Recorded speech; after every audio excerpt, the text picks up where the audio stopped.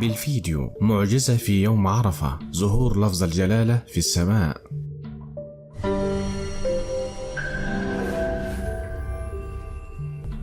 ولكن قبل أن نبدأ لا تنسى الإعجاب والاشتراك في القناة. لبيك اللهم لبيك لبيك لا شريك لك لبيك. في تلك الأيام العطرة التي تطل علينا مرة واحدة كل عام في كل شهر ذي الحجة، حيث الركن الأخير من أركان الإسلام إلا وهو الحج، تتجلى النفحات الربانية لزوار بيت الله الحرام، نفحات إيمانية متعددة لا يشعر بها ولا يراها إلا من كتب الله له حج بيته. وقد تكون بعض هذه النفحات ما هو أشبه بالمعجزات، كما حدث في الحج، حيث ظهر لحجاج بيت الله الحرام لفظ الجلالة في السماء في مشهد مهيب تدمع له العيون والقلوب.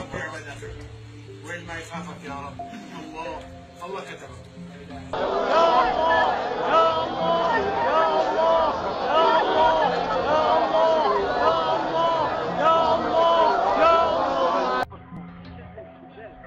سبحان الله والله، سبحان الله، واضحة. يا الله، هل أعجبك الفيديو؟ هل استفدت منه؟ هل تتفق أو تختلف مع محتواه؟ من وجهة نظرك ننتظر منك تعليقك هنا أسفل الفيديو.